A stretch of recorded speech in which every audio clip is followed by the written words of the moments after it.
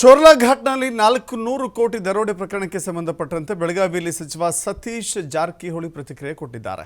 ಚೋರ್ಲಾ ಘಾಟ್ ಬಹಳ ದೊಡ್ಡದಾಗಿದೆ. ಅದು ಮಹಾರಾಷ್ಟ್ರನ, ಗೋವಾನ, ಕರ್ನಾಟಕನ, ಈ ಬಗ್ಗೆ ತುಂಬಾನೇ ಗೊಂದಲವಿದೆ. 400 ಕೋಟಿ ಕಾಂಗ್ರೆಸ್ಗೆ ಸೇರಿದೆ ಎಂಬ ಫಡ್ನವೀಸ್ ಆರೋಪ ಇದೆ. ನಾಪತ್ತೆಯಾದ ಹಣ ಎಣಿಸಿದವರು ಯಾರು? ಇದರಲ್ಲಿ ಕಾಂಗ್ರೆಸ್ ಬಿಜೆಪಿ ಅಂತ ಏನೂ ಇಲ್ಲ. ಎಲ್ಲಿ ಘಟನೆ ನಡೆದಿದೆ ಎಂಬ ಬಗ್ಗೆ ಸ್ಪಷ್ಟತೆ ಇಲ್ಲ. ಮಹಾರಾಷ್ಟ್ರ ಪೊಲೀಸರು ನಮ್ಮವರಿಗೆ ಸಹಾಯ ಮಾಡ್ತಾರೆ ಅಂತ ಸತೀಶ್ ಜಾರಕಿಹೊಳಿ ಹೇಳಿದ್ದಾರೆ. ಅದಾಗಿದ್ದು ಅಕ್ಟೋಬರ್ 6ನೇ 7ನೇ ದಿವಸಕ್ಕೆ ಆಗಿದೆ ಅಂದರೆ ಅದು ಈಗ ಮೊನ್ನೆ 9 ತಾರೀಕಿನ ಕೇಸ್ ರಿಜಿಸ್ಟರ್ ಆಗಿದೆ ಮಹಾರಾಷ್ಟ್ರದಾಗ ಯಾವುದೋ ಸ್ಟೇಷನ್ನಾಗ. ಸೊ ನಮ್ಮವ್ರು ಈಗಾಗಲೇ ಪತ್ರ ಬರ್ದಾರೆ, ನೀವು ಯಾರ ಬಂದ್ರೆ ನಾವು ಸಪೋರ್ಟ್ ಮಾಡ್ತೀವಿ ಅಂತ. ಬರಬೇಕಲ್ಲ ಅವ್ರು ಎಲ್ಲಿ ಏನು ಚೋರ್ಲಾ ಘಾಟದಲ್ಲಿ ಕರ್ನಾಟಕ ಏರಿಯಾನು, ಮಹಾರಾಷ್ಟ್ರ, ಗೋವಾನು, ಯಾಕಂದ್ರೆ ಎಲ್ಲ ಕೂಡಿದಾರೆ ಅವು.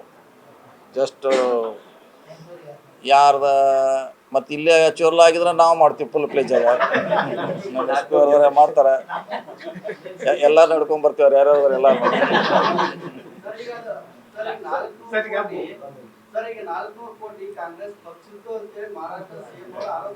ಹೌದು, ಯಾರು ಎಣಿಸ್ರಿ ಯಾರು ಅದ್ರ ಎಣಿಸ್ರಿ ಯಾರು ಎಲ್ಲಿ ಹೋಯ್ತು ಯಾರಿಗೂ ಇನ್ನೂ ಗೊತ್ತಲ್ಲ.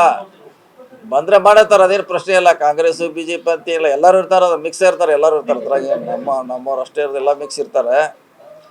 ಸೊ ನೋಡೋಣ, ನಮಗೆ ಮೊದಲು ಎಲ್ಲಿ ಸ್ಪಾಟ್ ಅನ್ನೋದು ಯಾವ ಸ್ಪಾಟ್ನಾಗ ಆಗಿದೆ ಅನ್ನೋದು ಗೊತ್ತಿಲ್ಲ. ಸರ್, ಈಗ ದೂರಿನಲ್ಲಿ 2000 ನೋಟುಗಳು ಅನ್ನುವಂಥದ್ದು ಎಕ್ಸ್ಚೇಂಜಿಗೆ ಹೋಗ್ತಾ ಇತ್ತು ಅಂದ್ರೆ ಈಗ ಬ್ಯಾನ್ ಆಗಿದ್ದ ನೋಟುಗಳು ಎಕ್ಸ್ಚೇಂಜ್ ಈಗಾಗೋ ಪ್ರಶ್ನೆ ಇಲ್ಲ ಅಲ್ರಿ. ಹೆಂಗೆ ಎಕ್ಸ್ಚೇಂಜ್ ಆಗಿ ಯಾರು ಮಾಡೋರ? ಬ್ಯಾಂಕ್ನವ್ರು ತೊಗೋಬೇಕು. ಬ್ಯಾಂಕ್ನವ್ರು ಯಾಕೆ ತೊಗೋತಾರೆ? ಈಗ 10 ವರ್ಷ ಆಯಿತು, ತಗೋಲ್ಲ.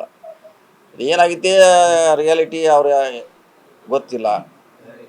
ಸೊ ನಮ್ಮವ್ರಂತ ಈಗಲೇ ಪತ್ರನ ಬರ್ತಾರೆ. ಎಸ್ ಪಿ ಅವರು ಟೀಮ್ ಆಲ್ರೆಡಿ ಅಲ್ಲಿ ಹೋಗಿದ್ದಾರೆ. ನಮ್ಮವ್ರಿಗೆ ಏನೋ ಅವ್ರು ಇನ್ಫಾರ್ಮೇಷನ್ ಕೊಟ್ಟಿಲ್ಲ ಅಂತ ನನಗೆ ಸುದ್ದಿ. ಕೊಟ್ಟರೆ ನಮ್ದು ಏನಿದೆ ಪಾರ್ಟ್ ನಾವು ಮಾಡ್ಲಿಕ್ಕೆ ರೆಡಿ ಇದೀವಿ. ಮಿಕ್ಕಿದೆಲ್ಲ